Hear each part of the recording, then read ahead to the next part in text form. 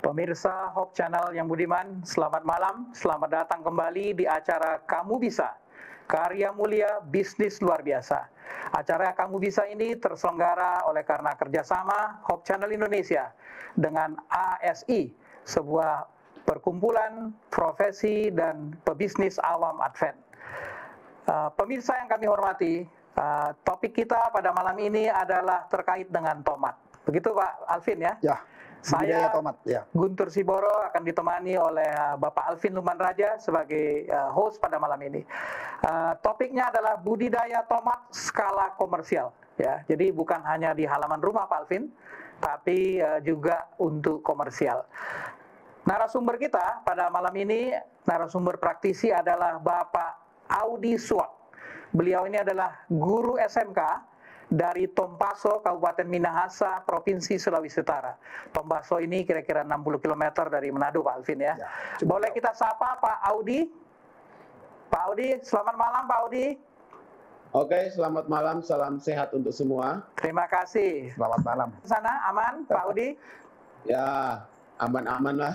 Baik. Tanamannya juga aman ya? Ya, lumayan. Hari ini di Jakarta hujan keras. Di sana bagaimana malam ini? Hari ini yang siang tadi cerah, yang kemarin siang hujan. Oke. Baik, nanti kita akan diskusi lebih lanjut dengan Pak Audi. Kita sapa narasumber ahli kita. Seperti biasa ada 3 narasumber ahli kita. Dr. Insinyur Johana Taribuka, MP. Boleh kita sapa Ibu Dr. Johana? Selamat malam. Selamat malam, Pak. Beliau ini adalah Selamat malam, Bu. dosen Universitas Patimura. Jadi ini sudah lumayan malam ya di Indonesia Timur ya. Selamat malam Dr. Insinyur Johana. Yang kedua narasumber ahli kita adalah Bapak Marki Sumampo, SPMSI. Beliau adalah dosen pertanian Universitas Kelabat di Manado. Selamat malam Pak Marki. Selamat malam. Apa kabar? Selamat malam. Ya, dekat dengan Pak Audi ya, hanya 60 km jaraknya. 60 kilo. Iya. Baik, narasumber ketiga kita Dr. Insinyur Zakaria Sukom, MP. Beliau adalah dosen Universitas Patimura. Selamat malam Pak Zakarias. Ya, selamat malam Pak Siboro. Terima kasih Pak Zakarias, boleh. Halo, Ya. selamat malam. Kedengaran Pak, kedengaran. Pak. Ya, terima kasih boleh bersama kita pada malam ini untuk bersama-sama membahas dengan Bapak Audi Suat. Sebelum kita akan diskusi, kita lihat dulu video aktivitas dari Pak Audi Suat dalam pertanian budidaya tomat.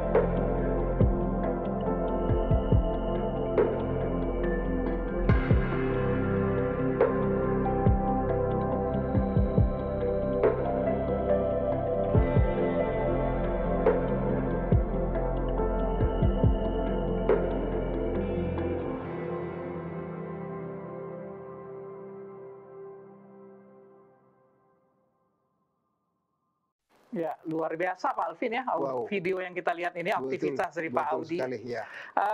Kenapa kita membahas tomat Pak Alvin? Pertama memang dari sisi konsumen, tomat ini termasuk buah sayur yang digemari. Ya, jadi hampir semua orang gemar buah sayur tomat ya. Kemudian dia pelezat makanan. Yang ketiga, kandungan gizinya luar biasa. Ada vitamin A, ada vitamin B, ada mineralnya.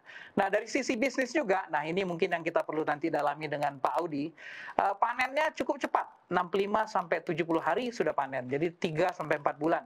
Dan nanti kita tanya ke Pak Audi ya, berapa luas tanah yang ditanami oleh beliau, berapa hasilnya, dan saya dengar marginnya cukup lumayan Pak Alvin ya. Mungkin habis acara ini Pak Alvin bisa juga berbudidaya tomat ya. Pak Audi, mungkin kita sapa dulu Pak Audi. Berapa luas tanah yang biasa Pak Audi tanam untuk budidaya tomat ini Pak Audi? 3.000 pohon, dia luasnya bisa kurang lebih 1.500 meter persegi. 3.000 pohon, 1.500 meter persegi ya? Iya. Itu dalam 65 hari sampai 70 hari panen pertama bisa menghasilkan berapa Pak Audi? Berapa kilogram? Kalau dia umur panen 65 sampai 70 hari, dia bisa panen yang pertama bisa 200 kg atau satuan kita di sini 10 kas. Kemudian dia bertahap sampai pada puncaknya sekitar panen kelima.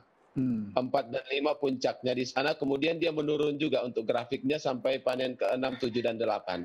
Jadi sampai 8 tahap ya Pak Audi ya panennya? Iya. Berapa lama itu 8 tahap itu?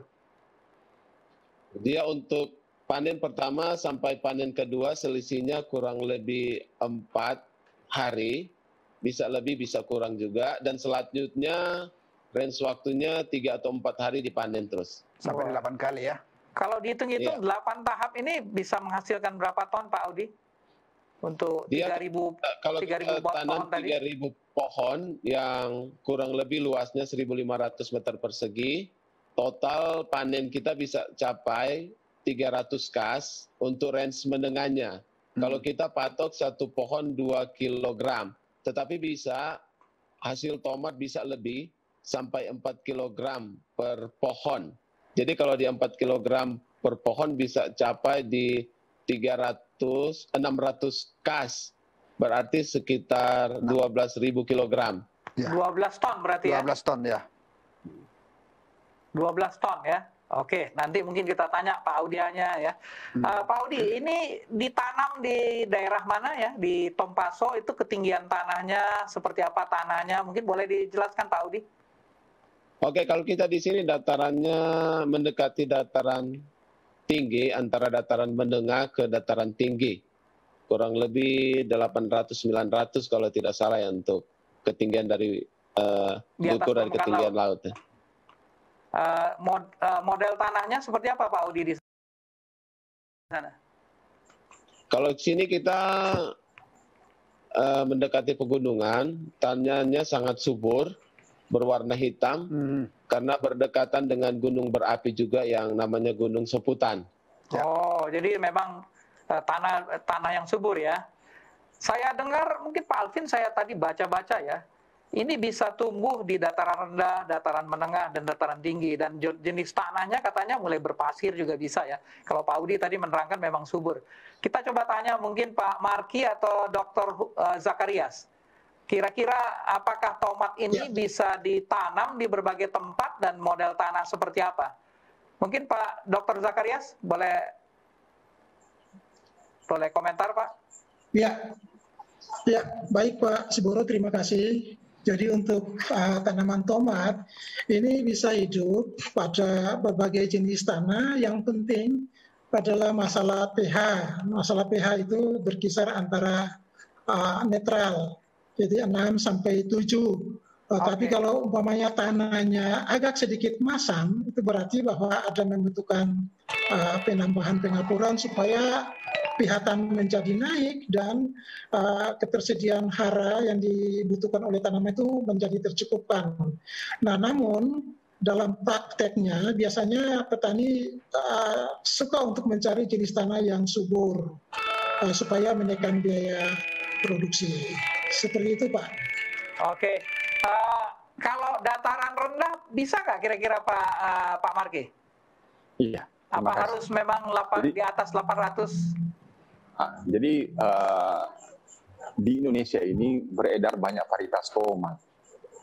Salah satunya adalah Servo X1 keluaran dari Panamera, perusahaan Panamera. Varietas Servo F1 ini sebenarnya dia bisa tumbuh dari dataran rendah sampai dataran sedang atau dataran menengah. Tetapi ada juga varietas-varietas tertentu yang bisa hidup di dataran menengah, dataran rendah. Cuma memang ada perbedaan ukuran buah. Oke. Jadi bisa juga Kalau ditanam kita menanam di dataran rendah ya? dengan varietas yang sama, katakanlah Servo. Bisa. Jadi dengan varietas yang sama di dataran rendah dan dataran sedang, cuma memang ada perbedaan produksi. Itu saja. Oke. Mungkin kita kembali ke Pak Audi ya, Pak ya. Alvin ya. Mungkin kita coba tanya pembibitan dan penyemaiannya seperti apa. Boleh tahu Pak Audi dapat bibitnya dari mana, atau mungkin varietasnya apa yang ditanam, kemudian dapat bibitnya dari mana, kemudian penyemaiannya boleh diceritakan Pak Audi?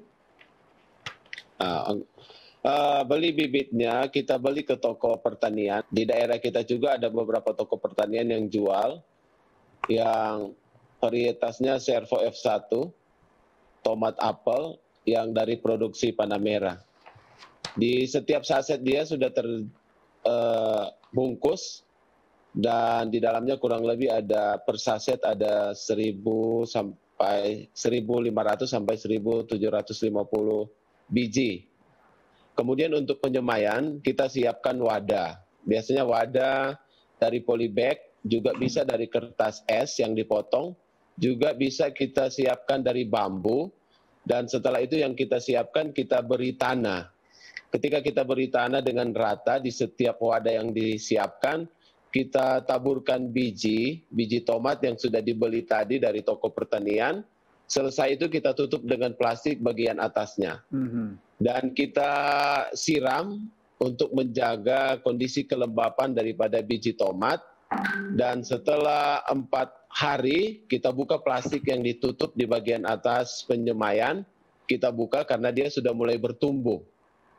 Kurang lebih 18 hari sampai 21 hari di wadah yang kita siapkan tadi di polybag atau kertas es, kita terus siap disiram. Karena 18 sampai 21 hari dari wadah tadi penyemaian kita akan dipindahkan ke tanah yang sudah disiapkan untuk ditanam. Oh, begitu ya. Jadi total semua berapa lama itu untuk pindah ke ke lahan tanah? Oke, untuk pemindahannya ke tanah, untuk penanamannya total harinya 18 sampai 21 hari. Jadi kira-kira 3 baru kita minggu pindahkan. Ya? Kira-kira 3 minggu sudah dipindahkan dari pembibitan ke lahan ya, Pak Audi ya? Ke lahan, ya. Pada saat itu udah berapa daunnya itu kelihatan di di batangnya itu tunas pertama itu?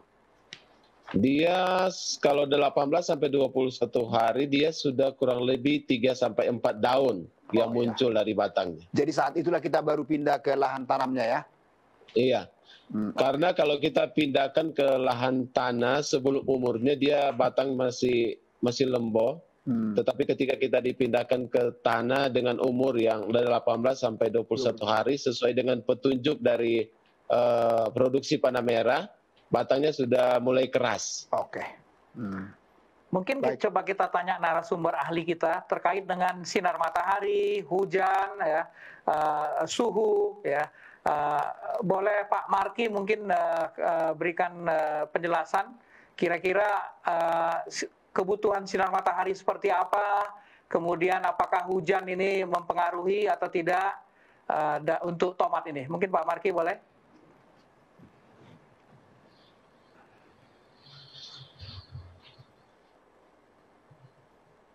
Bisa dengar Pak Marki? Oh ya, sorry, kedengaran. Oke, terima kasih. Jadi kalau kita bicara tentang lingkungan, kita bicara tentang syarat tumbuh. dari tanaman tomat. Jadi tadi kita sudah bicara tentang ketinggian. Jadi tanaman tomat itu dari dataran rendah 1 meter pun sampai 2.000 meter dari permukaan laut itu bisa ditanami dengan tomat, dengan varietas yang telah disediakan oleh perusahaan-perusahaan. Ada yang untuk dataran rendah, menengah, dan tinggi. Kalau kita bicara curah hujan, tomat ini tidak terlalu suka dengan air yang tergenang. Tidak terlalu karena suka. Dia akan merusak, tidak suka dengan air yang tergenang. Oleh karena itu, seperti yang Pak Audi buat ini tepat sekali. Dibuatlah bedeng agar air tergenang di samping, tidak langsung terendam pada akarnya. Kemudian cahaya, dia butuh cahaya full. Cahaya full, 1 hari, 10 sampai 12 jam dia perlu cahaya. Kenapa seperti itu? Apalagi pada masa pertumbuhan generatif, pertumbuhan pembentukan buah, dia butuh cahaya. Nah, ada seperti yang Pak Siboro katakan tadi, dia punya karoten, vitamin C. Nah, senyawa-senyawa tersebut akan terbentuk dengan baik kalau misalnya ada cukup sinar matahari. Nah, kemudian suhu yang baik sekitar 20 sampai 27. Kemudian dia butuh kelembapan yang sedikit tinggi. Dan pH sudah dikatakan oleh Pak Hukom tadi sekitar netral, 6 sampai 7 pH-nya yang ideal. Ya, mungkin ada tambahan dari Pak Hukom. Ya, mungkin Pak Hukom, kalau begitu bibit tomat ini lebih baik dilakukan di musim kering atau di akhir musim hujan? Bagaimana kira-kira Pak Dr. Hukom? Ya, terima kasih. Jadi untuk masalah bibit tomat, itu sebetulnya bisa ditanam baik pada musim hujan maupun pada musim kemarau. Tetapi cara pembenahannya harus berbeda. Mengingat bahwa pada musim kemarau itu tidak ada masalah tentang kelembaban yang tinggi dan sinar matahari full, sehingga bercocok tanam pada musim kemarau tidak terlalu banyak masalah. Tetapi kalau untuk musim hujan itu biasanya curah hujannya tinggi dan pasti masalah yang muncul itu perkembangan hama dan penyakit. Oleh karena itu perlu ada pembenahan teknik bercocok tanamnya. Biasanya untuk secara konvensional, jadi perlu pakai rumah plastik ya, rumah plastik sehingga menghindari terpaan hujan yang menyebabkan banyak kerusakan pada bedengan yang sudah ada. Nah, mungkin dengan cara ini diharapkan produksi bisa nanti setara dengan yang didapatkan pada musim kemarau. Itulah kelebihan dan kelemahan bercocok tanam secara konvensional di tanah. Tapi kalau kita bercocok tanam pada dengan teknik yang modern yang tidak menggunakan tanah, nah itu lain lagi. Produksinya bisa dilakukan sepanjang tahun dan tidak tergantung pada hujan. Nah, cuma penataannya itu kita harus intensif untuk pemeliharaan secara baik, terutama nutrisi tanaman. Nah, ini di sini terletak efisiensi. Kalau di lapangan konvensional itu kan harus ada tenaga untuk menyiramkan air, jadi ada cost yang memang ditambahkan untuk hal itu. Cuma pada sistem hidroponik, lalu biaya awal itu cukup tinggi, tetapi akhir-akhir ini dengan perkembangan modifikasi hidroponik yang lebih sederhana, produksinya cukup tinggi, melebihi dari teknik budidaya secara konvensional, baik dari segi kuantitas, produktivitas, maupun dari segi kualitas yang tadi disebutkan itu. Sehingga kapanpun petani mau melakukan usaha budidaya tomat secara hidroponik, nah ini resikonya tidak diminimalkan, banyak lebih keuntungan. Yang saya lihat mungkin produktivitas dan kualitasnya 2 kali lebih lipat. Jadi kalau dilihat BCR-nya, BCR rasionya, mungkin kalau di konvensional, mungkin Pak Audi tahu ya, barangkali BCR-nya mencapai 1,8, jarang sampai 2 itu.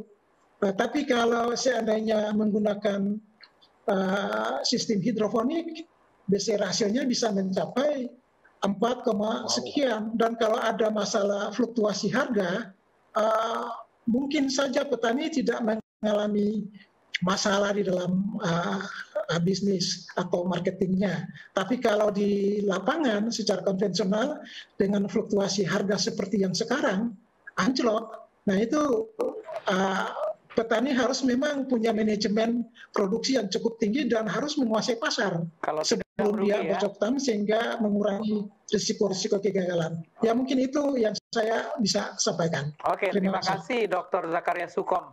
Kita kembali ke Pak Audi Swap, mungkin Pak Alvin ya. Pemupukannya seperti apa Pak Audi? Yang dilakukan oleh Pak Audi? Nutrisi apa yang diperlukan dan pemupukan seperti apa? Oke, untuk pemeliharaannya diantaranya termasuk pemupukan. Jadi setelah kita tanam dipindahkan ke tanah, 7 hari dari pemindahan itu kita pupuk pertama dengan volume pupuk setengah sendok makan. Itu dalam jangka 7 hari setelah tanam dengan campuran pupuk berupa NPK.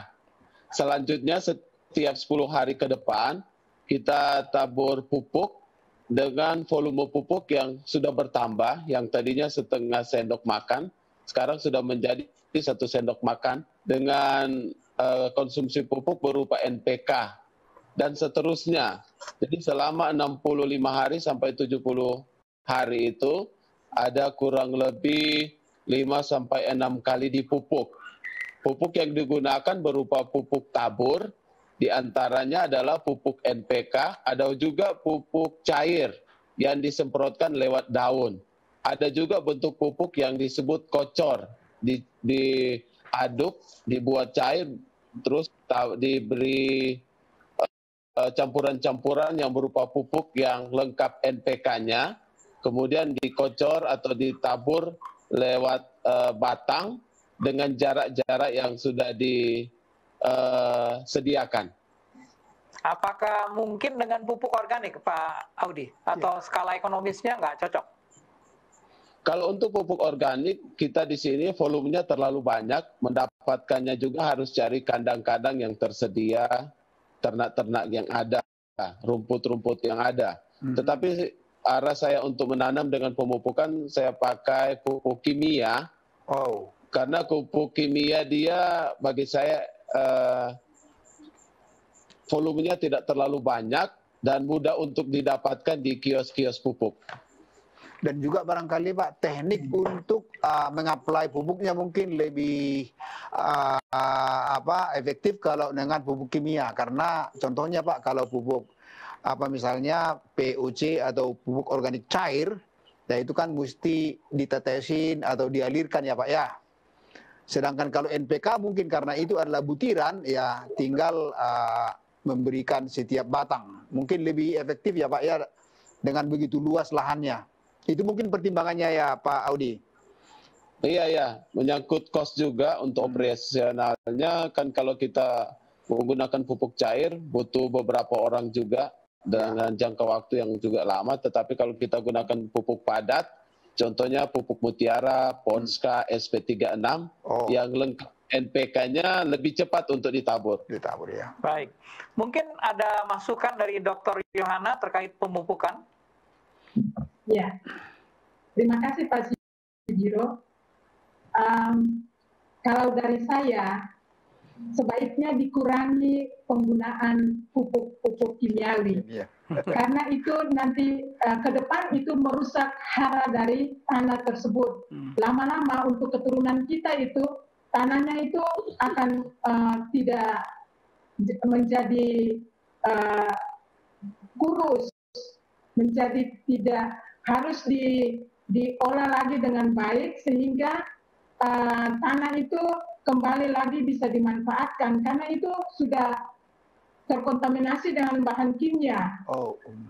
Saya anjurkan untuk penggunaan pupuk kandang itu karena sekarang ini pertanian organik itu lagi dikembangkan dan tanah-tanah yang menggunakan pupuk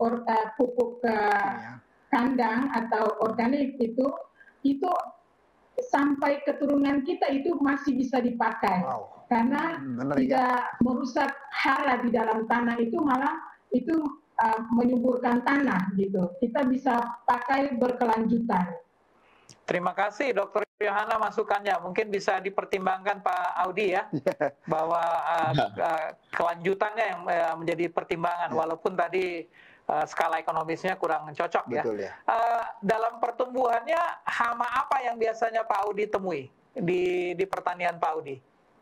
Oke, untuk jenis hama yang merusak tanaman tomat, juga ada penyakitnya yang ada.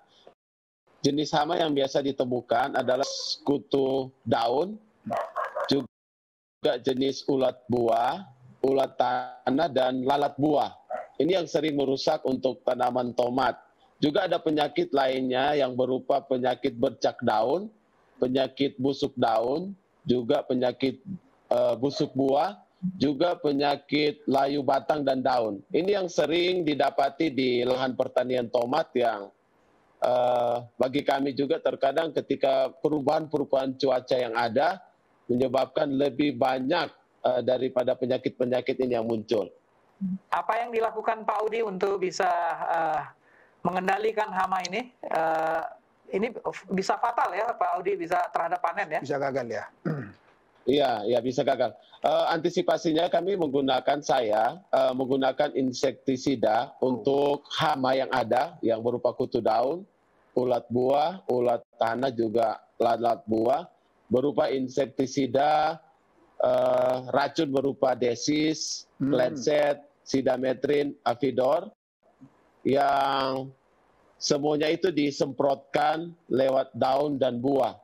Kemudian untuk penyakit daunnya berupa bercak daun, busuk daun, dan lainnya itu menggunakan fungisida seperti TAF, basoka, ataupun antrakol dan mangset yang bahan aktifnya berbeda.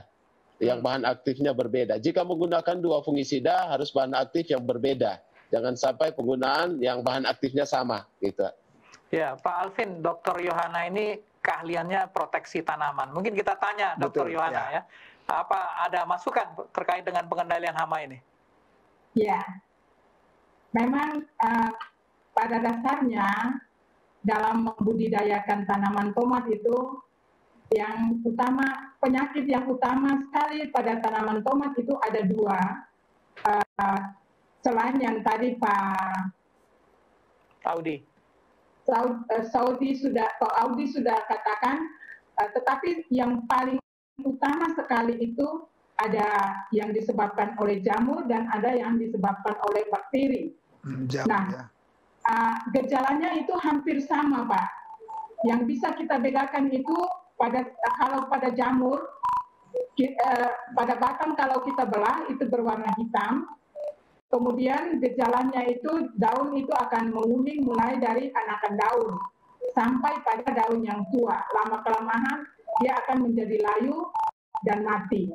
Kemudian yang disebabkan oleh bakteri itu bila batangnya kita potong, kemudian kita taruh di tempat yang lembab, akan muncul lendir dari batang ataupun cabang yang kita potong tadi.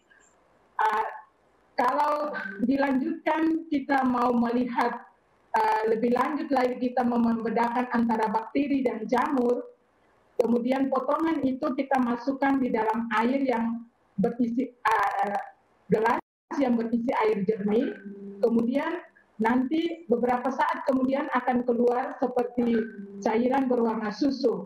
Kalau kita goyang, dia akan terputus. Nah, itu masa dari bakteri.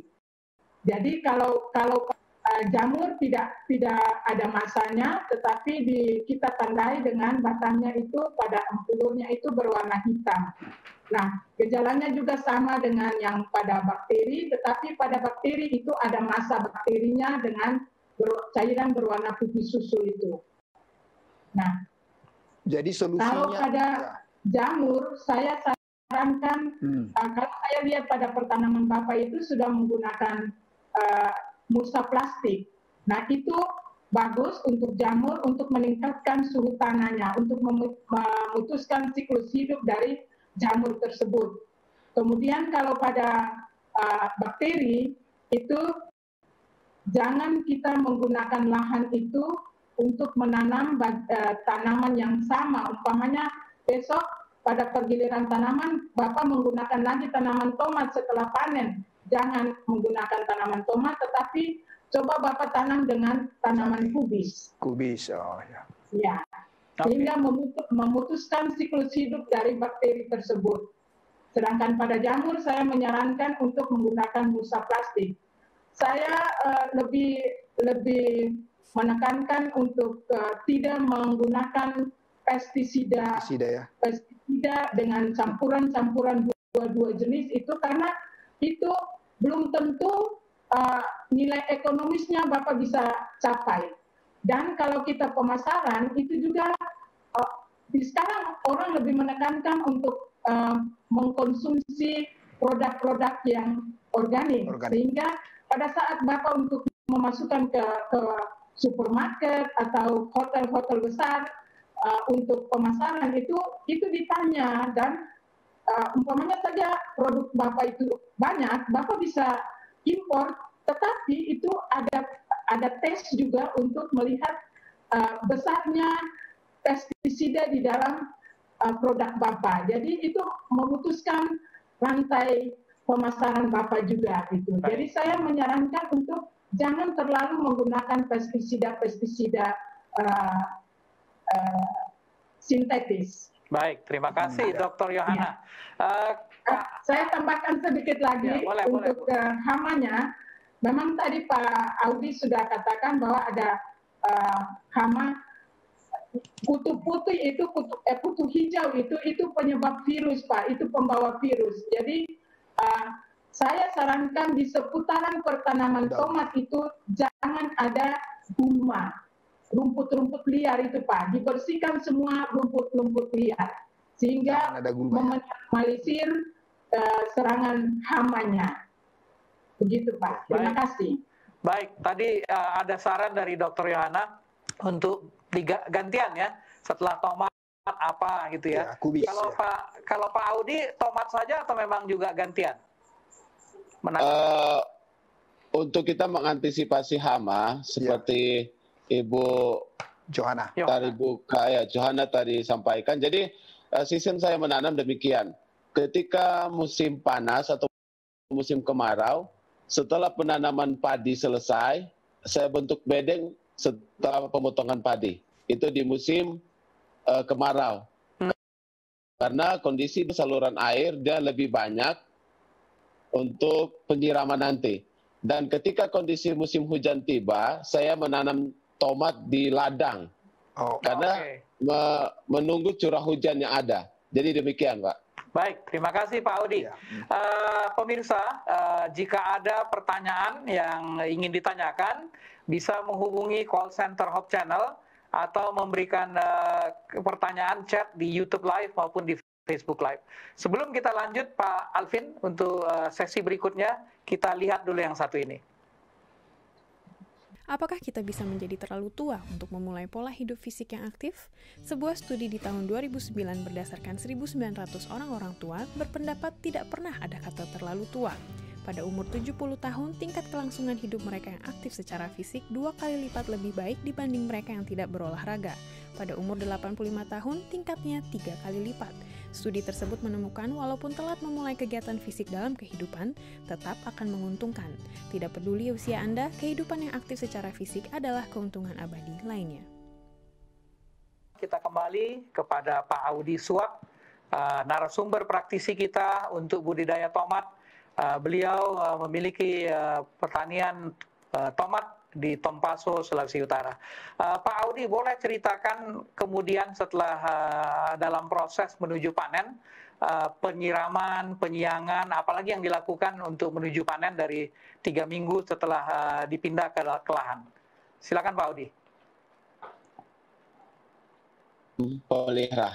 Pemeliharaannya di antaranya ada pemupukan, kemudian ada pemasangan penyangga atau ajir, atau dari Minahasa disebut patok. Patok ya? Patok ya, pemasangan patok untuk panjatan. Kemudian penyiraman apa? Memang tadi Pak Marki katakan tidak terlalu perlu banyak air, tapi perlu disiram? Oke, untuk penanaman di musim panas atau kemarau, seperti barusan lewat pada beberapa minggu atau bulan, kita berusaha untuk menanam di daerah persawahan, dan kita bentuk pedengnya karena irigasinya cukup bagus. Tetapi ketika di musim hujan, kita menanamnya di ladang karena curah hujan tinggi, jadi tidak perlu disiram. Tetapi ketika musim panas dilakukan penanaman di sawah, di bekas penanaman padi, ya dibentuk bedengnya, kita melakukan penyiraman dengan irigasi yang ada di samping ladang, setiap minggu atau setiap 2 pekan disiram. Kalau penyiangan ada dilakukan seperti apa? Ya, kenapa Pak? Kalau penyiangan ada apa yang dilakukan? Pembersihan rumput misalnya, maksudnya. Maksudnya pembersihan rumput. Kalau kita melakukan pembersihan rumput menggunakan sistem pencangkulan. Jadi menggunakan beberapa orang untuk dicangkul. Karena kalau kita menggunakan sistem penyemprotan rumput itu bisa juga merusak akan tumbuhan tomat. Iya. Ini Pak Audi, kalau tadi penyiapan lahan itu pakai traktor atau tradisional? Kalau kita untuk persiapan lahan, kita menggunakan traktor bajak ataupun konvensional dengan beberapa orang untuk mencangkul membuat bedeng. Jadi bisa juga pakai traktor ya? Ya. Ya. Oke. Ya. Mungkin ada masukan kali dari Pak Marki atau Dr. Hukom terkait dengan pemeliharaan, penyiraman. Silakan Dr. Hukom, mungkin ada tambahan untuk pemeliharaan.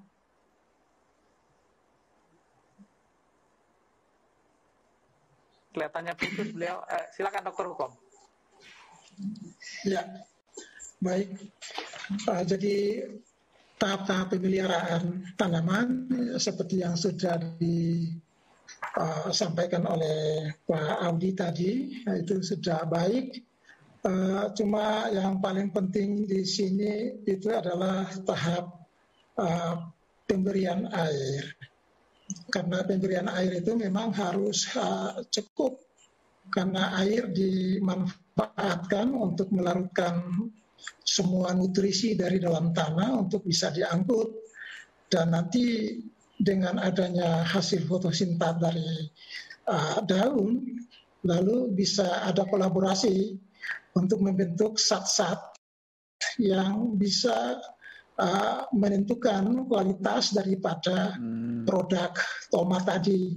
Nah, cuma karena banyak petani yang kurang memperhatikan hal ini, sehingga banyak sekali hasil pertanian secara konvensional, baik itu menggunakan pupuk kimia secara murni atau pupuk organik secara murni, dan panduan atau perpaduan antara anorganik dan organik, lalu itu dia membentuk produk yang berbeda-beda. Makanya itu produk di pasar itu lalu tidak bertahan, kualitas kandungan senyawa yang membentuk kualitas seperti kandungan likopennya rendah, vitamin A-nya rendah, vitamin C-nya rendah. Nah, ini tergantung dari penerapan cara pemeliharaan dan pemupukan yang macam apa. Karena pemupukan dan pemberian air ini memang sangat esensial sekali dan satu paket, tidak boleh dipisahkan. Nah, cuma berapa banyak nutrisi yang akan ditangkap oleh akar dan akan disumbangkan ke tumbuhan untuk mencapai produktivitas yang maksimal dan kualitas yang baik. Nah, itu yang perlu dilakukan. Nah, biasanya kalau deteksi itu ya harus kita tahu kandungan nutrisi dalam tanah itu berapa, pupuk yang kita kasih itu berapa, total yang dibutuhkan tanaman itu berapa, lalu kita memberikan air. Kalau tidak ada air memang tidak tersedia. Nah, ini yang masalahnya. Tadi dibilang cuma hanya memberikan untuk musim kemarau itu 2 sampai 3 kali penyiraman. Nah, tapi kalau ini dilakukan secara intensif, mengikuti kebutuhan tanaman akan bisa mencapai produktivitas yang maksimal dari yang diharapkan sebetulnya. Nah, saya kembali lagi ke masalah hidroponik. Kalau masalah hidroponik, orang cuma gunakan 500 meter persegi, itu dia bisa mencapai bisa penghasilan yang sama ya? Iya, BC rasio itu yang 4, sekian itu lebih tinggi. Karena apa? Karena efisiensi penggunaan pupuk dan air itu bersamaan dan lengkap. Jadi semua kebutuhan hara makro mikro untuk kebutuhan peningkatan kualitas dan produktivitas itu memang tercukupkan. Nah, cuma yang di lahan yang Pak Audi gunakannya ini ya memang masih banyak pakai pupuk kimia dan masih secara manual sehingga belum bisa terkontrol secara baik. Tapi kalau itu terkontrol secara baik mungkin hasilnya lebih tinggi lagi. Baik. Nah, ini mungkin barangkali bisa konsultasi dengan Pak Marki di daerah Sulawesi Utara, mungkin nanti bisa mendapatkan hasil yang lebih baik. Ya. Baik. Ya, terima kasih. Terima kasih Pak Dr. Zakaria Sukom. Dengan nutrisi yang baik, dengan pemeliharaan yang baik, pengendalian hama, ini menuju panen nih Pak Alvin ya. Menuju panen, apa tanda-tandanya Pak Audi? Udah siap dipanen nih? Siap petiknya itu gimana warnanya, warna buahnya itu? Apakah Untuk siap dipetik, dia umur 60 hari sudah ada tanda-tanda kelihatan, sudah mulai menguning. Untuk buah yang pertama sudah mulai menguning, tetapi tidak semua pohon dia sudah ada tanda-tanda. Biasanya dia bertahap. Setelah menguning, dia sudah memunculkan warna yang merah mulai matang.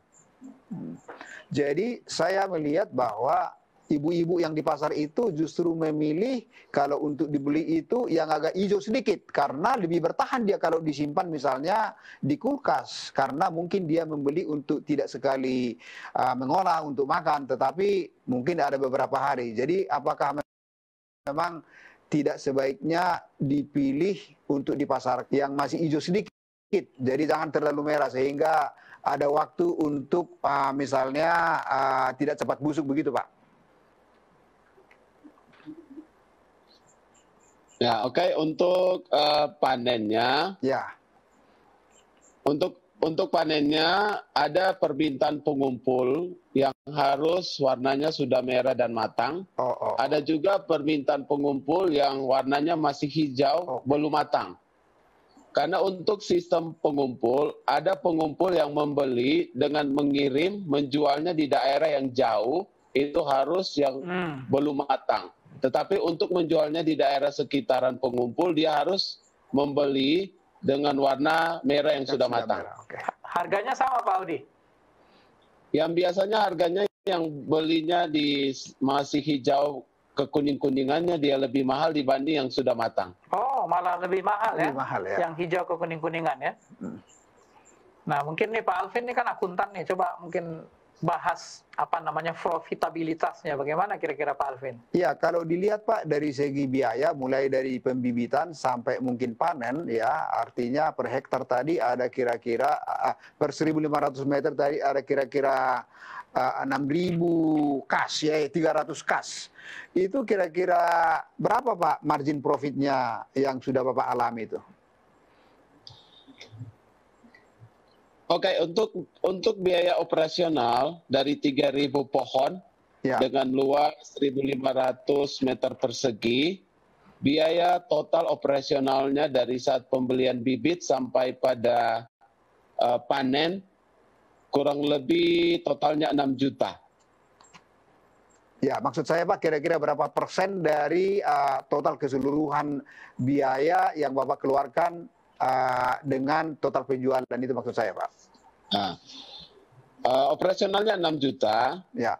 Kalau dia didapat sekitar 300 kas atau 6.000 kilogram, Ya. yang harganya sekarang drop per kilogram dia 2.000.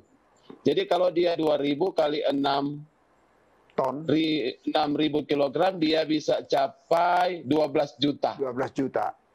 Oh, Jadi dengan harga 2.000 saja masih untung 100% ya? Iya ya.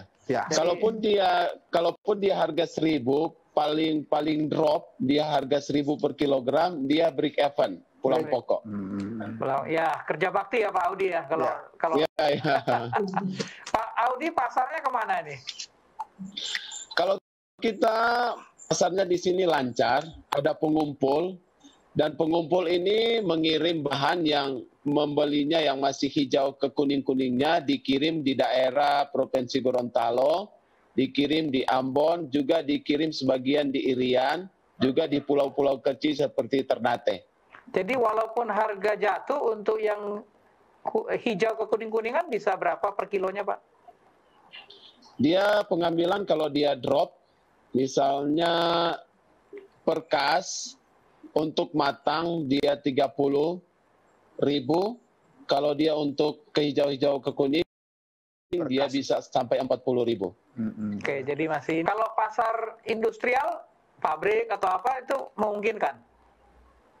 Kalau di sini dia punya pabrik saus tomat, adanya di Manado. Tetapi kita tidak langsung bawanya ke pabrik di Manado, tetap lewat pengumpul. Lewat joinnya pengumpul, karena pengumpul yang tahu untuk sistemnya ke pabrik. Pada saat artinya pandemi sekarang ini saya tahu cenderung harga-harga turun ya. Jadi sangat memukul para petani. Ya walaupun Bapak Audi tadi bilang bahwa break evennya Rp1.000 pun per kilogram masih tertutupilah semua kosnya.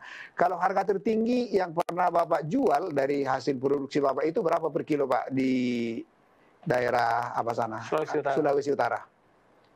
Oke, kita pada bulan Maret sebelum COVID Corona sempat jual sampai 150 per kas. Kira-kira berapa itu? Pada tahun itu 150 per kas dibagi 20 kilo. Satu kasnya kan volume 20 kilo. 20 kilo. Kira-kira 7.000. 7.500. Ya, 7.000 sampai 10.000. 10.000. Tetapi pernah tahun 2015 per kilo bisa capai sampai 40 sampai 50.000. Itu tahun 2015 di saat musim kemarau panjang. Wow. Jadi untung besar di sana Pak ya?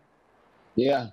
Makanya untuk sistem kita masih lebih baik menanam di musim kemarau karena kondisi petani untuk menanam di ladang dia kering tidak bisa. Kita tanamnya di sawah setelah bekas panen padi. Oke, baik Pak. Mungkin kita coba jawab beberapa pertanyaan Pak Audi dan narasumber ahli lainnya. Ada pertanyaan dari Bapak Reynold Tobing ya. Pertanyaan beliau dari YouTube. Kalau yang tidak punya tanah seluas itu, tolong ceritakan atau informasikan dengan cara polybag bagaimana. Ini mungkin sebagian tadi sudah dijelaskan oleh Dr. Hukom. Bisa Dr. Hukom tambahkan terkait dengan budidaya tomat di polybag? Saya? Ya, silakan. Atau Pak Margi? Ya. Silakan, Pak. Oke, terima kasih. Jadi memang kalau untuk lahan yang terbatas, memang ada dua alternatif yang bisa dibuat. Seperti yang pertama, dijelaskan oleh Pak Sakarias, bisa menggunakan hidroponik. Yang kedua, dengan cara menggunakan polybag. Jadi caranya adalah kita buat rak. Jadi kalau kita buat rak, dia bisa jadi secara vertikal, buat rak secara vertikal, dia bisa dapat banyak tanaman itu. Bisa dapat banyak tanaman. Jadi seperti itu. Jadi dua alternatif, bisa menggunakan secara hidroponik. Kalau pakai polybag, kita buat rak agar tanamannya lebih banyak. Seperti itu. Kedua. Dan yang paling penting adalah kita menggunakan varietas tanaman tomat yang jangan terlalu tinggi. Karena tomat itu ada 3 macam. Ada yang determinate, ukurannya lebih kecil. Itu ada yang seri begitu, Pak Marki? Iya. Ada yang determinate, biasanya ukurannya lebih kecil. Kemudian ada yang indeterminate, nah dia sudah lebih besar. Itu bisa mencapai 2,5 sampai 3 meter malah. Nah, ada yang semi determinate. Nah, itu biasanya ukurannya sekitar 1 sampai 2 meter. Tetapi petani lebih suka menanam yang determinate, seperti yang varietas Servo. Servo itu determinate. Dia cuma tingginya 1 meter, mungkin Servo 1 meter. 1 meter kalau lebih sedikit. Jadi seperti itu. Kalau kami di polybag jangan menggunakan tomat yang ukurannya besar. Pakailah yang ukurannya kecil-kecil supaya lebih banyak kita mau tanam. Dengan sistem pakai rak. Terima kasih. Baik, terima kasih Pak Marki. Kalau di polybag atau hidroponik, kira-kira hamanya sama tidak kira-kira Bu Dr. Johana? Terima kasih Pak Sudiro. Sama aja. Untuk di polybag ataupun di tanah, itu sama saja hama dan penyakitnya. Tergantung kondisi kita ciptakan, jangan terlalu lembab sehingga perkembangan hama dan penyakit itu bisa menyerang pertanaman kita. Jadi tetap hama sama, penyakit pun juga sama. Oke, kalau tadi Pak Margi sudah sebutkan varietas Servo ya. Kalau untuk polybag dan hidroponik ini, mungkin ada varietas-varietas yang lebih cocok. Mungkin Pak Dr. Zakaria Suko mungkin bisa tambahkan. Apakah saya baca ada tomat biasa, tomat apel, tomat kentang, tomat tegak, tomat ceri. Ini berbagai macam tomat. Apakah ada yang lebih cocok untuk polybag dan hidroponik? Ya, jadi budidaya dalam bentuk polybag dan hidroponik itu adalah budidaya yang intensif. Dan memang sangat rugi sekali kalau kita menggunakan varietas-varietas yang punya potensi produksi yang kurang bagus. Nah, oleh karena itu, untuk budidaya seperti ini, eksklusif seperti ini, kita harus pakai varietas yang punya potensi produksi bagus, seperti varietas Intan atau yang Mutiara dan yang lain-lain. Ya, sesuai dengan tempat di mana kita berada. Karena untuk Intan dan Berlian ini dia adalah varietas dataran tinggi sebetulnya, tetapi dia punya kemampuan untuk adaptasi yang cukup baik juga di dataran rendah. Jadi tidak ada masalah dan banyak orang yang menggunakan itu, varietas itu. Dan hasilnya itu bisa masuk selain dikonsumsi secara pribadi, keluarga, itu juga bisa dijual, dibawa kemana-mana dan lari sekali seperti itu. Cuma yang jadi masalahnya, apakah hasilnya bisa sama dengan yang konvensional di tanah? Saya bisa kemukakan bahwa kalau diterapkan secara baik dan mengikuti aturan khususnya pemberian makanan yang bagus atau nutrisi, itu malah hasilnya sangat tinggi sekali, sangat baik sekali. Kemudian ditanam mungkin dalam rumah plastik. Nah, mungkin konsekuensi serangan hama dan penyakit itu sangat rendah. Karena saya pernah tahun 2006 itu saya mencoba dengan itu, ternyata bahwa memang tanaman sehat dan tidak mudah terserang hama maupun penyakit, dan juga kualitas produksinya cukup bagus dan kompak. Kandungan vitamin A, lycopennya cukup tinggi, dan itu orang pakai untuk jus. Bisa bertahan lama, tidak mudah rusak. Itu saya coba uji, ternyata dia bisa tahan sampai 1 bulan, baru mulai terjadi degradasi dan lepas bentuknya tangkai buah itu. Nah, ini bedanya duduk di sini. Jadi terletak dari teknik budidaya makanan yang diberikan. Itu yang paling penting. Nah, makanya kita tidak bisa heran kalau negara-negara maju itu memproduksi tomat untuk diekspor ke negara-negara Eropa maupun di Amerika maupun di Australia itu jarak jauh, tapi bertahan lama. Karena apa? Karena itu salah satunya teknik budidaya yang digunakan dalam bentuk hidroponik dengan sistem pemberian makanan yang lengkap.